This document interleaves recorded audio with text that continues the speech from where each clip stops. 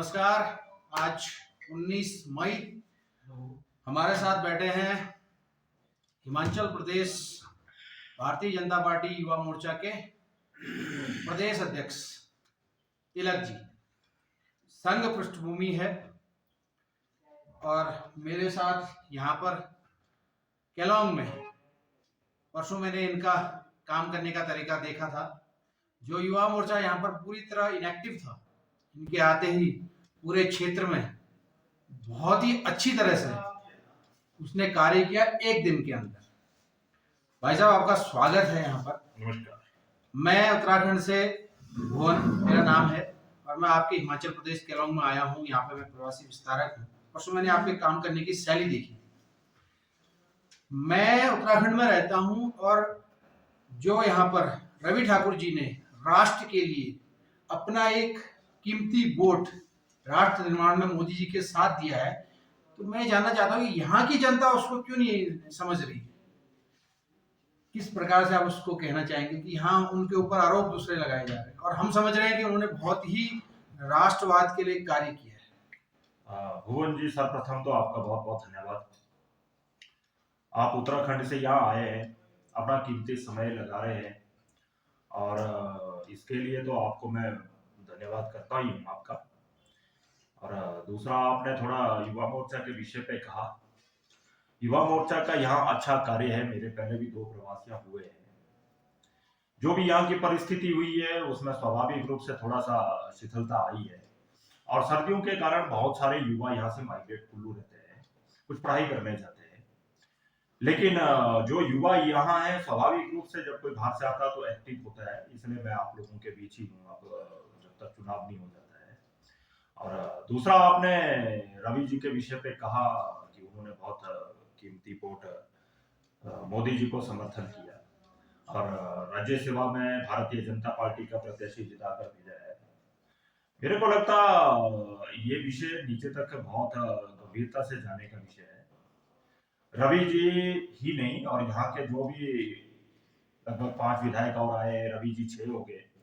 ये जो कांग्रेस के 6 विधायकों ने राज्यसभा में भारतीय जनता पार्टी के प्रत्याशी को वोट किया है, उसके पीछे बहुत बड़ा कारण है। वो लंबा समय से कह रहे थे कि हम यहाँ के विधायक है, रवि जी भी कहते थे लाहौल के विधायक है, लेकिन हमारी कोई सुनवाई नहीं कर रहा था। मुख्यमंत्री जी को बार बार कहते थे हम वहां से चुन के आए हैं, वहां के लोगों की समस्याएं हैं, वहां के विकास की बातें हैं, लेकिन वो कोई एक काम भी, कहते आज लाहौल में गिना दो जो सुक्खू जी ने यहाँ पर 15-16 महीने में, जो प्रदेश के मुख्यमंत्री सुखविंदर सुक्खू जी है, उन्होंने अगर कोई एक काम भी किया होगा इनके कहने से। स्वाभाविक है, रवि जी की जगह कोई और भी होता, इनको यहां से जिताकर भेजा है और जिताने के बाद अगर विधायक का काम मुख्यमंत्री ना करे, स्वाभाविक रूप से जनता भी निराशा आएगी और ऐसी परिस्थितियों में आदमी और क्या करेगा। तो इन्होंने, ठीक है, जब आप लाहौल की जनता का कोई काम करने को तैयार नहीं है, लाहौल के क्षेत्र में कोई विकास करने को तैयार नहीं है, लाहौल की जनता की बात सुनने को आप तैयार नहीं है, तो ऐसी स्थिति में ये स्वाभाविक है ऐसे कदम व्यक्ति उठाए। और रवि जी ने भारतीय जनता पार्टी और भारतीय जनता पार्टी के प्रत्याशी को समर्थन किया। स्वाभाविक रूप से वो सारा परिदृश्य आपके सामने है। अभी वो हमारे भारतीय जनता पार्टी यहाँ के प्रत्याशी, और जितना भी अभी तक गुमराह हुआ है, और लोगों में एक अच्छा मैसेज भी है, और लोगों रवि जी के बारे कहते हैं कि इनका व्यवहार बहुत अच्छा, व्यवहार कुशल आदमी है। रही विकास की बात है, विकास तो मोदी जी के नेतृत्व में कम थोड़ा नहीं हुआ। यहाँ सड़कें जो देख रहे हैं, सड़कें तो मोदी जी की देन। रोहतांग टनल की बात हम करते हैं, आदमी कितनी भी परिस्थितियां यहाँ झेली है, लोग जानते हैं। आदमी आओ, ठीक है, राजनीतिक कारणों से जो मर्जी कहे, लेकिन हम जानते हैं जब रोहतांग से आते थे, मौसम खराब हो जाता था, नहीं आ पाते थे, सर्दियों में वहां बर्फ के कारण नहीं आना हो पाता था, तो परिस्थितियां अलग होती थी। कई लोग यहाँ से इलाज करने के लिए कुल्लू तक नहीं पहुंच पाते, हेलीकॉप्टर सुविधा टाइम से नहीं मिलती थी। लेकिन आज टनल के कारण मात्र लोगों को सुविधा तो एक पक्ष है, वो तो मिला ही है, लेकिन सुविधा के साथ साथ लोगों का विकास हुआ है, इलाके का विकास हुआ है। टूरिज्म आप देखो, इतने लोग इस क्षेत्र में आ रहे हैं, अगर रोहतांग ऊपर चढ़ना पड़ता, उसका लिमिटेड टाइम है, आप शाम के समय रोहतांग क्रॉस नहीं कर सकते। नहीं कर सकते। आज जब मर्जी करो आप 10 मिनट में टनल क्रॉस करके इधर आते हैं। और टूरिज्म देख लो आप, जहां भी देखेंगे लोगों ने यहाँ केंद्र सरकार की जो उपलब्धि है, जिसको हम कह सकते हैं मोदी जी के नेतृत्व में जो स्टार्टअप योजना शुरू की है, उसका लाभ लोगों ने लिया है जी। यहाँ एक एक व्यक्ति ने 10-10 अपने साथ लोगों को रोजगार दिया है।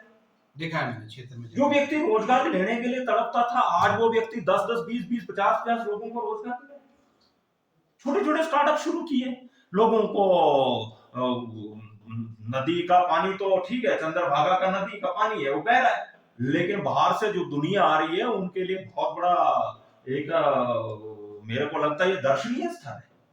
वो कभी देखते नहीं है ऐसी नदी का बहता हुआ, कलकल करता हुआ ताजा पानी, और ऐसे पहाड़ और पहाड़ों के ऊपर बर्फ। इस नजारे को, इस दृश्य को, टूरिज्म को डेवलप करने का काम मेरे को लगता है मोदी जी ने किया है। और रवि जी का बहुत अच्छा व्यवहार है, और मेरे को पूरा विश्वास है, मैं यहाँ जितने भी क्षेत्रों में अभी तक घूमा हूँ, लोग भरपूर उनको समर्थन कर रहे हैं। हाँ ठीक है, फर्स्ट दिनों में कुछ कंफ्यूजन जरूर था, लोगों को थोड़ा रोष भी था, लेकिन जैसे जैसे जैसे लोगों को सत्यता पता लगी कि अगर लाहौल की जनता की बात मुख्यमंत्री जी नहीं सुन रहे थे, तो ऐसी परिस्थिति में क्या करें। अच्छा, मेरे आपसे पूछना चाहता हूँ, भारतीय जनता पार्टी की तरफ से आप युवा मोर्चा के प्रदेश अध्यक्ष हैं, यहाँ के युवाओं को, यहाँ की महिलाओं को और यहाँ के व्यक्तियों को आप क्या मैसेज देना चाहेंगे कि वोट भारतीय जनता पार्टी को हम क्यों करें? अभी तो विधानसभा के विषय में हम स्पष्ट कहना चाहते हैं कि युवाओं के साथ प्रदेश सरकार ने बहुत अच्छा किया है। आप सत्ता में आने के लिए झूठ ना बोलो, आपको सत्ता चाहिए वैसी विषय रखो, और सत्यता के आधार पर सत्ता में आए तो लोगों को लगता अपने लोगों को झूठ बोलकर ठगा है ना। और ये पहाड़ी लोग हैं, ये दिल पे लेते हैं सारी बातों को, सच्चे लोग होते हैं पहाड़ों में। और वैसा हुआ है, उन्होंने कहा था सरकार में आने से पहले कि हम पहली कैबिनेट में आपको 5 लाख नौकरियों देने का वादा कर दिया, बाद में मुकर गए, बोला 5 लाख। और अब 16 महीने के सरकार का कार्यकाल निकल गया। आप सोचो, अभी तक नौकरियां देना तो दूर की बात, हमारा हमीरपुर चाइल्ड बोर्ड को ताले लगा के रखा। मैं सुन रहा था सुक्खू जी का स्टेटमेंट कि हम 5 लाख रोजगार नहीं दे सकते, कहीं पे मैं पढ़ रहा था उसको। ऐसा है, अब तो स्वाभाविक है, इन्होंने सत्ता में आने के लिए झूठ बोला, और युवाओं के साथ बहुत बड़ा धोखा हुआ है। युवा सर्दियों में सड़कों पर धक्के खाने को मजबूर हुए हैं। और मैं सच बताना चाह रहा हूँ, मैं इन जनजातीय क्षेत्र से ही हूँ। यहाँ का विद्यार्थी जब पढ़ने के लिए, तैयारी करने के लिए कुल्लू, शिमला, चंडीगढ़, दिल्ली जब तैयारी करता है, बहुत खर्चा होता है। वो कैसे तो क्वार्टर का खर्चा निकालता होगा, कैसे अपना कोचिंग की फीस करता होगा, कैसे अपना किताबों का खर्चा चलाता होगा। यहाँ आप देखो, सामान्य लोग हैं, सामान्य तरीके से खेतों में खेती बाड़ी करके उसके द्वारा फिर जो कुछ उनके पास खर्चा आता है, उससे सारा अपना घर का, परिवार का और सबका खर्चा चलाते हैं। लेकिन जो विद्यार्थी इतना खर्चा करने के बाद, इतनी तैयारी करने के बाद पेपर निकालता है, और बाद में आप चाइल्ड बोर्ड को लॉक कर देते हैं, और क्या सोचते होंगे। और कई विद्यार्थी ऐसे हैं जिनकी तो आयु निकल गई भी जाती है, वो इसलिए परेशान है कि अगला पेपर नहीं दे सकते। लेकिन सरकार सत्ता के मद में मस्त है, इसलिए युवाओं को तो स्पष्ट संदेश है, जो सत्ता सुख के लिए सत्ता में आए हैं, उनको तो सत्ता से बाहर जाना ही है। और युवा बहुत आक्रोशित है। युवा इस समय गारंटी एक ही मानता है कि अगर देश में गारंटी है तो देश के यशस्वी प्रधानमंत्री नरेंद्र मोदी जी की। बिल्कुल बिल्कुल भाई साहब। और महिलाओं के बारे में कल खेतों में भी बहुत सारे माताओं बहनों से मिला, तो मैं पूछा, हम तो ठीक है, हमारा जो मैनिफेस्टो का जो पत्रक है, या आगे की जो देश भर में होने वाली योजनाएं हैं, क्या क्या करने वाले हैं मोदी जी, उसके कुछ पत्रक हम घर संपर्क अभियान में गए थे। तो एक खेत में माता बहन वो आलू कटाई का काम कर रहे थे बीज के लिए। उनसे हमने पूछा, कैसे लगते हैं मोदी जी ने क्या क्या किया, आप कुछ बताइए। मोदी जी ने तो बहुत कुछ किया है। तो सुखविंदर सुक्खू जी जो प्रदेश में सत्ता में आए, उन्होंने जो 1500 की घोषणा की थी वो आई, कहते कुछ नहीं आया, सब झूठ है। कहते कल मैं एक वीडियो देख रहा था, उसमें सुखविंदर सिंह सुक्खू जी कहीं स्टेज से कह रहे थे किस किस माता बहन को 1500 चाहिए, तो महिलाएं उठ के चली गई थी वहां से। इसलिए मैं आपको स्पष्ट कहना चाह रहा हूँ, यहाँ पहाड़ी लोग हैं, ये जानते हैं, इन्होंने मूड बना दिया है। आप देखते होंगे कोई भी व्यक्ति यहाँ ओपनली बोलता नहीं है, नहीं बोलता। वो उस दिन जिस दिन उन्होंने बटन दबाना है, उसको पता है कि कमल का बटन कहाँ है, वही दबाए। और लोगों को स्पष्ट है देश में विकास एक व्यक्ति ने किया है, वो मोदी जी ने। और मोदी जी ने जो बोला है वो किया। और पूर्व में हमारे मुख्यमंत्री जयराम जी रहे, उन्होंने कभी पहले घोषणा नहीं की थी कि 125 यूनिट बिजली फ्री देंगे, नहीं बोला था कभी भी। उन्होंने पूरे प्रदेश की जनता की जो स्थिति है उसको महसूस किया, क्योंकि कोविड काल में बहुत सारे लोगों का नुकसान हुआ था। उन्होंने कहा ठीक है, लोगों को राहत देने के लिए हम कम से कम 125 यूनिट बिजली फ्री दी, बिना घोषणा के, बिना मांग के। और मैं तो जनजातीय महिलाओं का यहाँ तो ज्यादातर उसका लाभ हुआ कि बसों में 50% सरकारी बसों में किराया माफ किया था हमारे पूर्व के मुख्यमंत्री जयराम जी। और इन इलाकों में तो सरकारी बसें ही चलती है, बहुत बसें चलती यहाँ है, प्राइवेट बसें नहीं है, यहाँ सरकारी बसें हैं। तो यहाँ तो उसका अधिक लाभ हुआ है। और अनेकों प्रकार की योजनाएं, और पेंशन की हम बात करें, 60 साल से पेंशन शुरू करने का काम जयराम जी ने किया। कांग्रेस की तो नीतियां थी कि ठीक है 80 साल से शुरू करो, जब ना व्यक्ति रहेगा ना पेंशन लगेगी। इसलिए मैं स्पष्ट कहना चाह रहा हूं, यहाँ के युवा कह रहे हैं, वो माताएं बहनें कह रही है, कांग्रेस के पास ना नीति है, ना नेता है, ना इनकी काम करने की नीयत है, ना इनके पास कोई विजन है, ना इनका कोई मिशन है।